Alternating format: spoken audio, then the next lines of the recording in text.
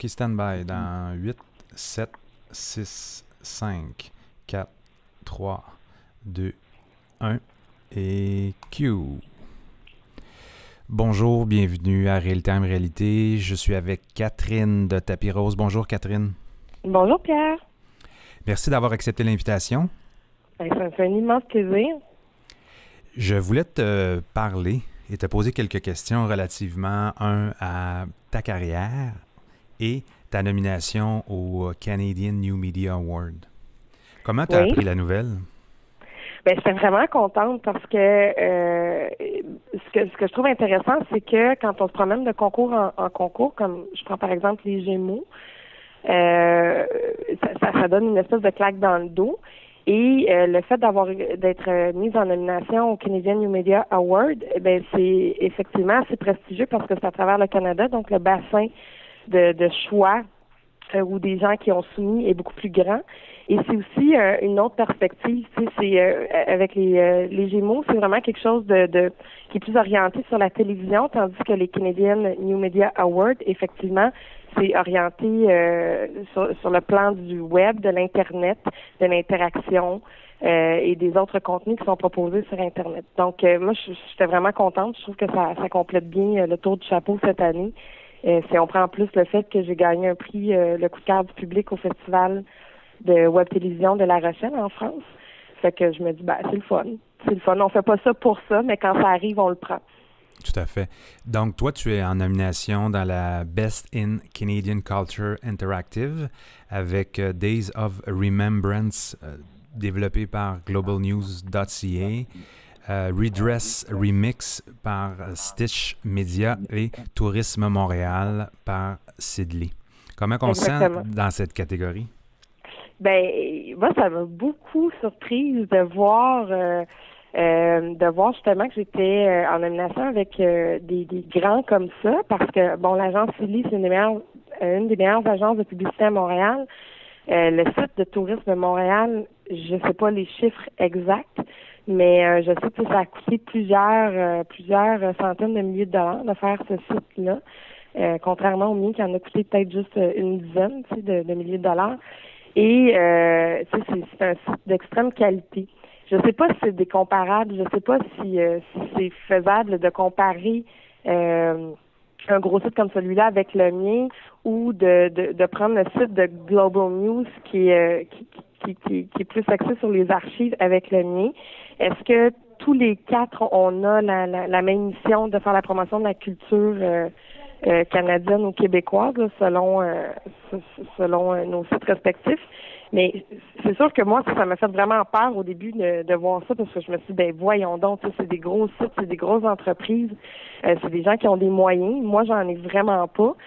Puis d'un autre côté, je me suis mis à penser à un gars comme Xavier Dolan qui fait du cinéma indépendant, qui s'est ramassé à Cannes puis qui a gagné plein de prix avec son film qui a coûté des peanuts comparé à d'autres films. Ou à une Catherine Bigelow qui a gagné aux Oscars contre un gros film comme Avatar. Puis je me dis, c'est possible. C'est vrai que je fais la promotion de la culture québécoise. C'est une des choses avec laquelle je suis le plus à l'aise, de laquelle je suis le plus fière aussi, parce que le cinéma, j'adore ça. J'ai vraiment une passion pour cet art-là. Et puis, ça me fait d'autant plus plaisir qu'on le souligne, là, le fait que je puisse en faire la promotion ici. Je fais la promotion du cinéma québécois en France, parce qu'il y a des gens qui regardent le Tapis Rose en France et puis un peu partout. Fait que je trouve que c'est bien. Là. Dis-moi, quel a été le processus pour que Tapis Rose de Catherine devienne en nomination dans la Best in Canadian Culture? Ben, il fallait soumettre, évidemment. Il fallait soumettre notre candidature. Puis on nous demandait, c'était pas très compliqué, là, on nous demandait une description du projet. On nous demandait pourquoi justement on faisait la promotion, pourquoi notre projet devait être placé dans cette catégorie-là. Et puis on soumettait le site et on parlait aussi de notre équipe, sans plus. Quels étaient les frais pour inscrire une production dans une catégorie? Ça coûte 175 $ inscrire un projet dans une catégorie comme celle-là. C'est quand même pour justement des grandes entreprises comme Sidley et Global, ben c'est presque rien. Pour moi, c'est vraiment beaucoup. À toutes les fois qu'on soumet dans un concours, que ce soit les Lumix, que ce soit les Gémeaux, que ce soit au Festival de La Rochelle en France, ça coûte toujours entre 100 et 200 dollars. Donc, pour moi, c'est vraiment immense. Là. Je roule avec des budgets qui sont complètement ridicules. Donc, c'est presque une coupure ou de vidéo dans l'année de participer à tout ça. C'est des frais qui peuvent occasionner des trous dans les budgets et ça tourne autour d'à peu près 1000 dollars par année là, de s'inscrire dans ce genre de concours-là. Catherine, dis-moi, comment justement dans ta carrière, parce que moi je considère que tu as vraiment une carrière, comment réussis-tu je dirais, à vivre mentalement, je parle pas financièrement pour l'instant, mais c'est ta passion, tout sort de ta poche. Qu'est-ce que ça nous dit sur la culture canadienne, puis sur l'innovation et les créateurs indépendants comme toi, de se retrouver dans une catégorie avec des multinationales, des gros joueurs, ils se sont tous financés de près ou de loin par les institutions publiques. Toi, tu te retrouves un peu comme David contre Goliath. Quel point de vue as-tu là-dessus? Bien, je trouve ça extrêmement difficile. C'est une belle question que tu me demandes, qui est très large, mais je trouve ça extrêmement difficile. C'est sûr que si j'avais pas cette passion-là, parce que j'ai vraiment beaucoup de plaisir à faire mes entrevues, à faire du montage, à être dans ma poutine à moi. J'ai vraiment beaucoup de plaisir à faire ça. Fait que c'est sûr que c'est ce qui me tient. De l'autre côté, quand il faut que, justement, ce que j'appelle me battre contre la machine, ou faire des pieds et des mains pour faire des trucs qui sont un petit peu plus extraordinaires, je trouve ça vraiment pénible. Moi, je veux dire, pour moi, d'être allée à Cannes, comme j'ai fait cette année, ça m'a pris, je pense, 50 téléphones pour trouver l'argent pour y aller. Contrairement à d'autres médias qui, eux, sont capables de se déplacer super facilement ou qui sont invités par le festival. Donc, moi, je l'ai financé de A à Z. J'ai trouvé 4 partenaires qui ont bien voulu m'aider. Mais c'est certain que quand on est au bout de la ligne, les gens, que ce soit dans des institutions comme la SODEC, comme Téléfilm, ils n'ont pas les budgets pour nous aider ici au Canada. Et c'est ce que je trouve le plus déplorable. Si je prends par exemple en France, je suis allée l'année dernière au rendez-vous d'Unifrance, qui est un organisme qui fait la promotion du cinéma français à travers le monde. Ils ont vraiment des festivals ou des gros junkets partout à travers le monde. Eux se déplacent et ils font déplacer des journalistes comme nous, par exemple, les journalistes du Québec. On a pris l'avion, on était 12 journalistes et on est allé couvrir à peu près tout ce qu'ils faisaient comme cinéma français qui prendrait l'affiche ici au Québec. Mais nous, on n'a pas ce genre d'organisme-là ici au Québec. On n'a pas les moyens, on n'a pas les budgets. Donc, ça devient toujours plus compliqué. Je commence à avoir ce genre de discussion-là, à dire qu'il faudrait peut-être avoir de quoi. Il n'y a pas non plus de budget qui sont alloués pour la télé indépendante sur Internet. Il y a eu le Fonds des médias qui a parti une espèce on vient d'avoir les résultats justement là, de ce qui a été proposé comme argent ou ce qui a été alloué comme argent par le Fonds des médias du Canada. Mm-hmm. Et puis, tu sais, ce sont beaucoup de projets de jeux vidéo. Il y a eu énormément de déceptions. Et je me dis encore une fois, on n'aide pas les pionniers, les gens qui travaillent de façon indépendante, qui ont commencé à faire de la web télé au Québec et même au Canada, là, parce qu'on parle sur un plan national. Et c'est ça que je trouve dommage, parce que ça fait quand même 3 ans.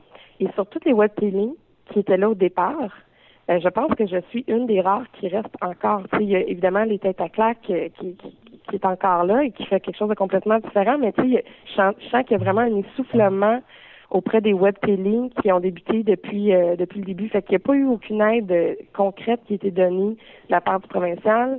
De la part du fédéral, c'est un peu rire de nous, encore une fois, parce qu'on demandait aux gens d'innover.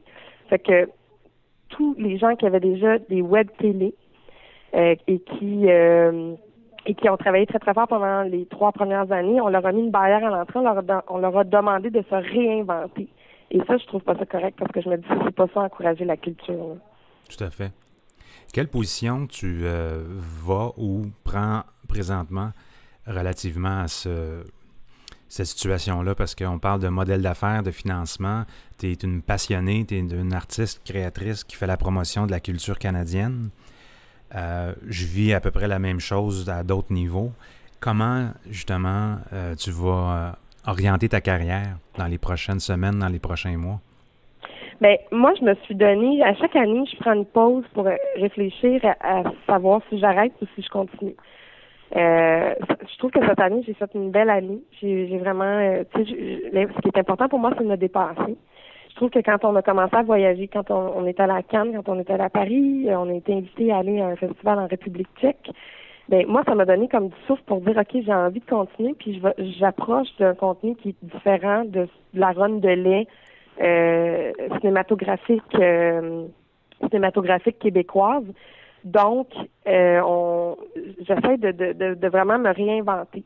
Fait que l'année prochaine, je me suis dit que je continuais encore pour une année, que je voulais avoir un contenu intéressant et que j'essaierais de justement encore plus pousser sur les voyages, encore plus travailler mes angles. Puis ça, c'est vraiment sur le plan du contenu. Pour ce qui est de l'enrobage et des structures de financement, je voulais, moi, soumettre le tapis rose au fond des médias du Canada. Puis là, je me demande vraiment si ça vaut la peine de passer 2 mois sur une écriture de subvention à rédiger un projet, puis pour être refusé. J'ai l'impression que je vais mettre mon énergie ailleurs. Fait que j'essaie de me trouver soit un commanditaire, soit un partenaire avec lequel je pourrais travailler et de revendre mon contenu à plus qu'une place. En fait, c'est une des solutions. C'est parce que présentement, mon contenu est revendu à MSN. C'est pas suffisant, ça paye les frais, mais moi, je me paye pas avec ça. Donc, il faudrait que je me trouve peut-être 2 autres clés ou deux autres plateformes où je peux présenter le tapis rose. Je pense que ça pourrait être un autre média, ça pourrait être une radio. Et je suis en train de démarcher ça, mais ça me demande beaucoup de temps. Et c'est ce que j'ai pas beaucoup du temps. Considères-tu, si on voit un petit peu dans la zone critique, que c'est je dirais une forme d'hypocrisie dans le sens de te reconnaître comme créatrice, autant au niveau du Québec, autant au niveau du Canada? C'est évident, là, le tapis rose de Catherine est aimé de tous, mais l'aide financière qui est dans le fond le nerf de la guerre, personne se bouscule à ta porte. Oui. J'aimerais ça, l'avoir ce statut-là. Franchement, c'est quelque chose de super important pour moi parce que je suis une créatrice. Je ne peux pas dire l'inverse. C'est mon projet. Je l'ai parti de rien. Je l'ai amené ailleurs. J'ai créé le concept. Je crée du contenu à chaque semaine. Et oui, j'aimerais ça l'avoir, le statut. Malheureusement, je passe tout le temps comme en 2 chaises ou dans le crack parce que je suis jamais je corresponds jamais au barème qu'on donne, comme par exemple, je vais prendre un exemple, le Fonds Bell. Le Fonds Bell, ben, il faut avoir une télé convergente avec du web. Donc, il faut avoir une émission à la télévision, il faut avoir des projets web, ce que moi, j'ai pas. Au Fonds des médias du Canada, c'est l'innovation. Après ça, il y a toujours quelque chose qui fait que le tapis rose ne correspond pas. Fait que c'est sûr. Puis moi, j'ai pas ça, cette trempe-là de justement, j'ai la trempe de la créatrice, mais je n'ai pas la trempe de politique pour aller justement m'infiltrer dans des réseaux ou tu sais, de faire de la rédaction de demandes de subventions. Je suis pas douée pour faire ça. J'aurais besoin d'aide, en fait. J'aurais besoin de rencontrer quelqu'un qui, lui, fait ça, est capable de démarcher, puis que moi, je viens faire les pitchs quand c'est le temps d'aller parler du contenu.